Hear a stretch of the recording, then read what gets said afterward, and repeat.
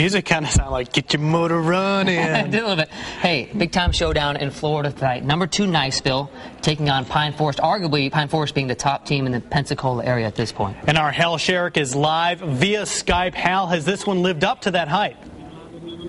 It sure is. It's looking that way. It's a big district game for these guys. Pine Forest, is number 2, and Niceville's trying to come in and knock them out. Not only break their 13 regular season game winning streak, but also avenge a big loss they suffered here last year, which knocked them out of the playoffs. Tonight's payback time in Pensacola for the Niceville Eagles. The Eagles were battling it out tonight at Pine Forest High School.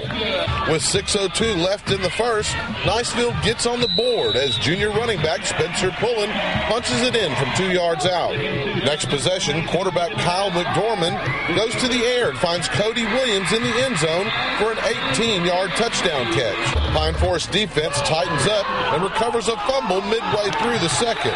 Luchez Purifoy goes to work around the left side and would not be denied. The extra point was missed, and the first half would end with Niceville on top 14-6.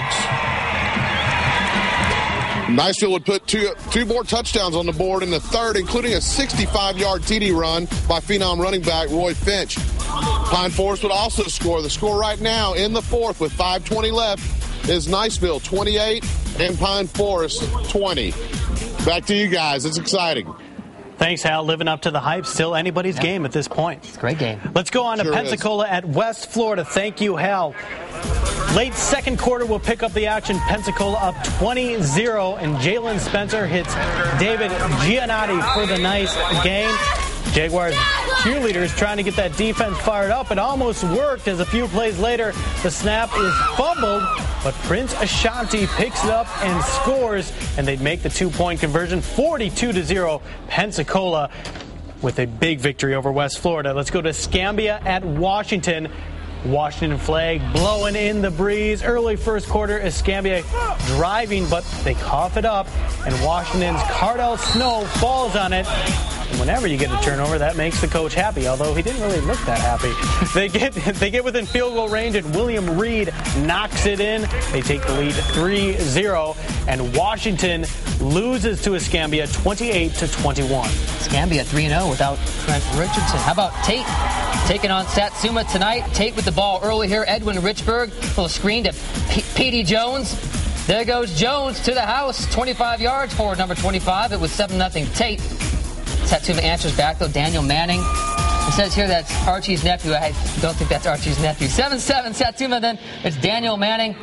This is actually Tate coming back to score right here, and then Daniel Manning here, right up the gut. We saw this earlier. Ties it at 14. And later on, Richburg will get another touchdown to make it 21-14, and Tate opening it up now 36-14. Hey, Rob, let's check back in with our game of the week. Viger wins it 43-27, the final. Kerry Chow is out there once again. Kerry, what you got for us? Well, Joe, earlier I talked to you guys about how muddy and nasty the field was. Right now we're going to talk to a guy who is in the middle of it all. Quintarius Eatman, 6'7", 330 pounds. Now, you were right there on the offensive line. Tell me, how nasty were conditions today? It was horrible. It was horrible. But the good thing about it was both teams had to play on the same field, so it wasn't no excuses.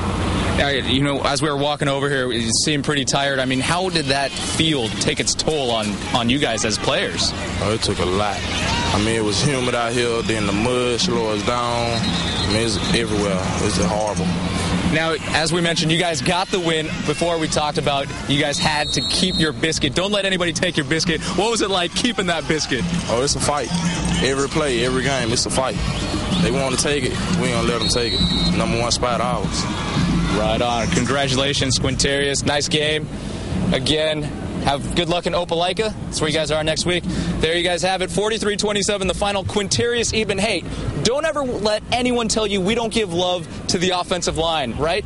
Right, guys? Come on. That's right. And you talked about keeping the biscuit. No offense to Quintarius Eatman, but Eatman looks like he would eat the biscuit afterwards as well. He's a big boy. They are big up front. That's why they're number one in the state. Hey, Kerry, thanks a lot. Yeah, last year, remember they were 300 pounds up front. They're even bigger this year, according to Coach Kerry Stevenson. And rolling right along. Yeah.